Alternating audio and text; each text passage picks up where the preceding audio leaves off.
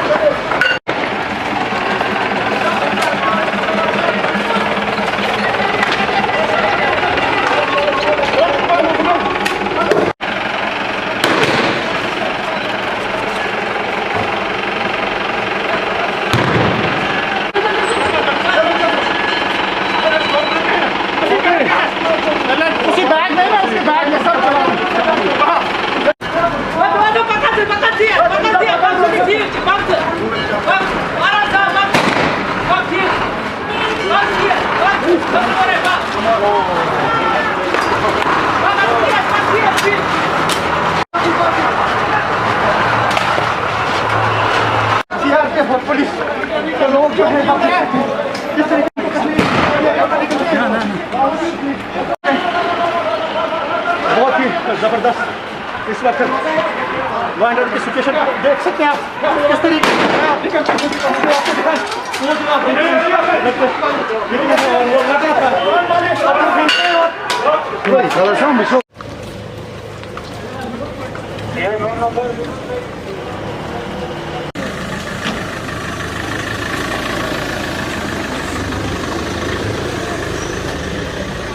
बनेगा थोड़ा वीडियो बनवाऊंगा।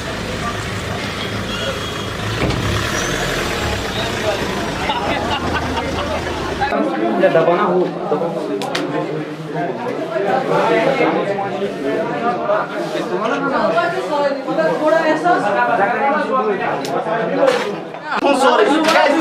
अगर चीज लगाओ ना नेवर इसका विचार से नुकसान है सॉरी इनके बाटी ए यार नुकसान नहीं ना कीजिए इसलिए करता है जे केस पड़ता है नेवर कहीं इसलिए क्योंकि मैं मेहरबानी मैं पेट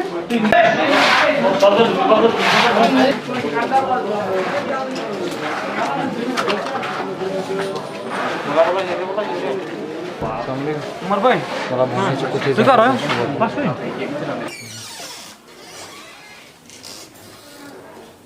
पापा इमरान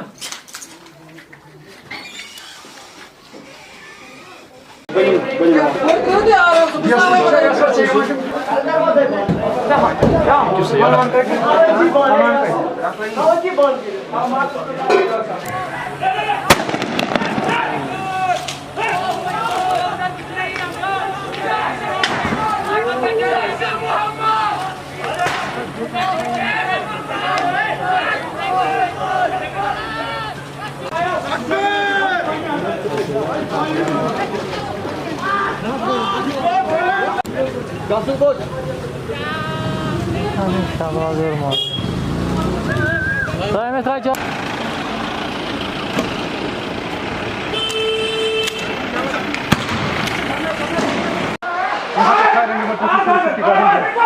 जाती है लेकिन पत्थरबाजी लगातार अभी इस स्पॉट पे जारी है और यहाँ से आप देख सकते हैं पुलिस टीयर स्मोक शेल्स का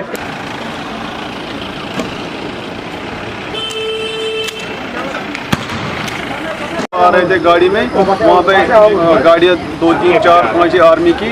मैंने गाड़ी टर्न की, वहाँ से उन लोगों ने ब्रेस्ट लगाया और मेरी माँ को सिर में कल सीधे आ गए।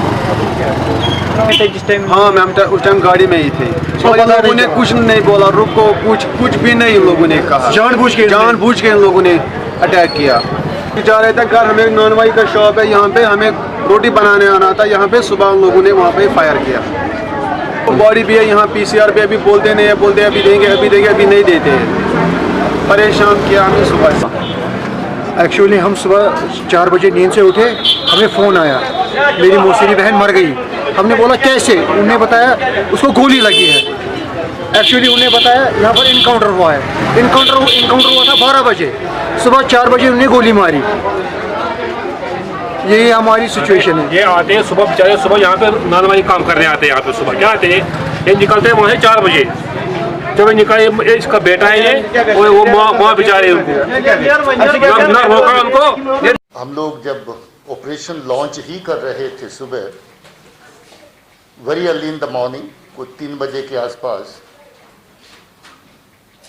उसी वक्त हमारी पार्टी फायर के नीचे आई और अनफॉर्चुनेटली उस फायर के दौरान एक हमारे डिप्टी कमांडेंट CRP की तरफ से, जो CRP टीम को, KOT को लीड कर रहे थे, उनको गोलियां लगी, जख्मी हैं, बेस हॉस्पिटल में हैं।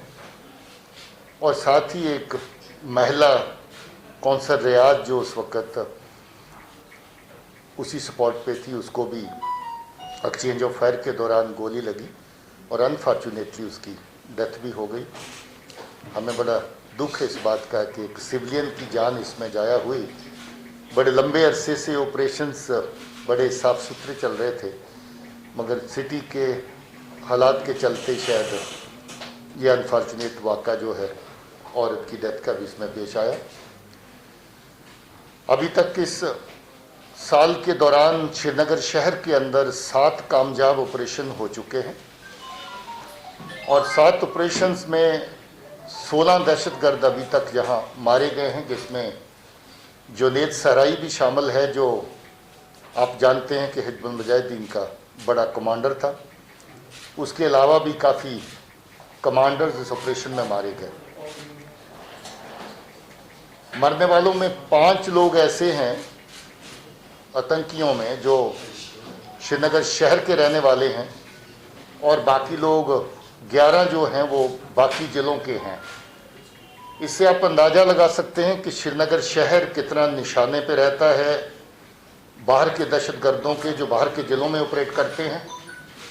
बार बार उनके ग्रुप बाकी ज़िलों से श्रीनगर शहर में आके पनाह लेते हैं और जहां पर दहशतगर्दी कार्रवाइयों को अंजाम देने की प्लान करते हैं और उसके मुताबिक जहां पर आकर के छुपते हैं और बहुत सारी कार्रवाइयां अंजाम भी देते हैं। आपको याद होगा जहां नौगाम में हमारे पुलिस के 2 जवान शहीद हुए, एक नाके के ऊपर 14 अगस्त को फायरिंग हुई। उससे पहले BSF के 2 जवान पांतच में उनके ऊपर अटैक हुआ और वो मारे गए। इसके अलावा पंथा चौक में हमारे नाके के ऊपर फायर हुआ, जिसमें हमारे जाबाज बहादुर जो SOG के हमारे बहुत पुराने मेंबर थे, उनकी डेथ हुई, मगर जवाबी कार्रवाई में 3 दहशतगर्द उसमें भी मारे गए। जिस साल कुल मिलाकर के अभी तक बड़ा कामयाब साल है।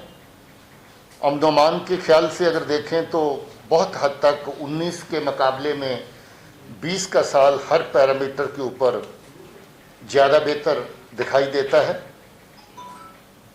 ऑपरेशंस के हवाले से अगर देखें तो अभी तक 72 ऑपरेशंस इस साल के अंदर हम लोग कर चुके हैं, जिसमें 177 दहशतगर्द अभी तक मारे गए हैं, जिसमें 12 दहशतगर्द जम्मू के खिते में मारे गए और 165 जहां पर मारे गए। इसमें काफ़ी बड़ी तादाद फॉरेन टेररिस्ट की है जिनका ताल्लुक पाकिस्तान से है।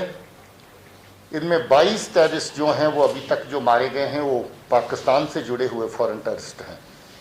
इससे ये भी साफ जाहिर होता है कि पाकिस्तान की इन्वॉल्वमेंट दहशतगर्दी कार्रवाइयों में डायरेक्ट कितनी ज़्यादा है ख़ासतौर पे जैश और लश्कर के बीच में जो आतंकी काम करते हैं, दहशतगर्द काम करते हैं, उसमें काफ़ी बड़ी तादाद जो है पाकिस्तान से भेजे हुए उनके अपने दहशतगर्दों की है। मैं ये समझता हूँ कि फोर्सेस जिस तरीके से अच्छा काम ग्राउंड के ऊपर कर रही हैं, आने वाले वक्त में ऑपरेशन के फ्रंट के ऊपर और पीस बिल्डिंग के फ्रंट के ऊपर भी हमें और कामयाबी मिलती रहेगी।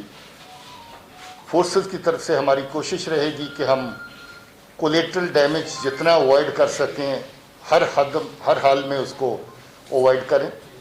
हमारी ये भी कोशिश रहेगी, जैसे आपने पहले देखा है कि हम लोग हर जगह कोशिश करते हैं कि अगर कोई दहशतगर्द इवन एक्सचेंज ऑफ फायर के दौरान भी सरेंडर करना चाहता, इस तरह की मिसालें हमारे सामने आई हैं, तो हम उसको मौका दें। बहुत सारे मौके ऐसे दिए भी गए। और हमारी ये भी कोशिश है कि अगर कोई नौजवान बच्चा गलत रास्ते पे चला गया है, उसको वापस लाएं। इसकी एक नहीं बल्कि बहुत सारी मिसालें हमारे पास पहले से हैं। बहुत सारे बच्चे वापस लौटे हैं, ख़ासतौर में साउथ कश्मीर में। उनका जिक्र हम ज़्यादातर नहीं करते क्योंकि उनकी अपनी सुरक्षा, उनकी अपनी सेफ्टी का सवाल रहता है, मगर 20 के करीब ऐसी तादाद लोगों की है जो दहशतगर्दी ज्वाइन करने के बाद भी वापस लौट करके अपने परिवार के साथ फिर से मिले हैं। मैं फिर से अपील करना चाहता हूं नौजवान बच्चों को भी कि वो गलत रास्ता अख्तियार ना करें, क्योंकि आपका गलत रास्ता न सिर्फ आपको खतरे में डालता है बल्कि हमारे समाज को, हमारे माशरे को, हमारे लोगों को खतरे में डालता है। जहाँ जहाँ दहशतगर्द की गोली पहुँचती है, बंदूक पहुँचती है, जहाँ जहाँ दहशतगर्द का ग्रेनेड पहुँचता है, वहाँ जान माल का नुकसान किसी न किसी सूरत में ज़रूर होता है।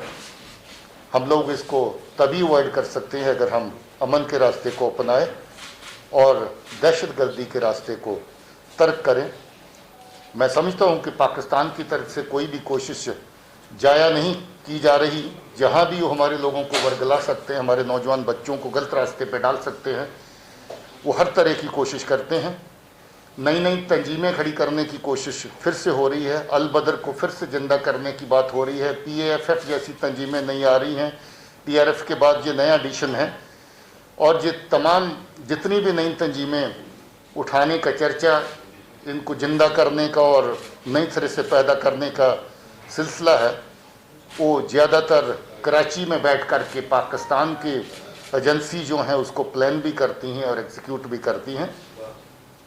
हम सख्त मजम्मत भी करते हैं इस तरह की कार्रवाइयों की, और हम समझते हैं कि हमारे बच्चों का जो अपना हक है अपने आप को बिल्ड करने का, अपने कैरियर्स को बिल्ड करने का, अमन और शांति में रहने का, हमारे लोगों का जो हक है, उसके साथ बहुत बड़ी हद तक इंटरफेरेंस जो है पाकिस्तान और उसकी एजेंसीज़ की तरफ से होती है। मैं फिर से जो हमारी महिला जिसकी जो रात वाले ऑपरेशन के दौरान एक्सचेंज ऑफ फायर में डेथ हुई, उस पर खेद व्यक्त करता हूँ। अनफॉर्चुनेट लॉस है और मैं उनके परिवार के साथ भी हमदर्दी जाहिर करता हूँ और ये भी दुआ करता हूँ कि हमारे ऑफिसर जो CRP की तरफ से जो ऑपरेशन के लीडिंग रोल में थे, वो इस वक्त जख्मी हैं, क्रिटिकल हालत में हैं, और उनकी तंदुरुस्ती के लिए भी दुआ करता हूँ।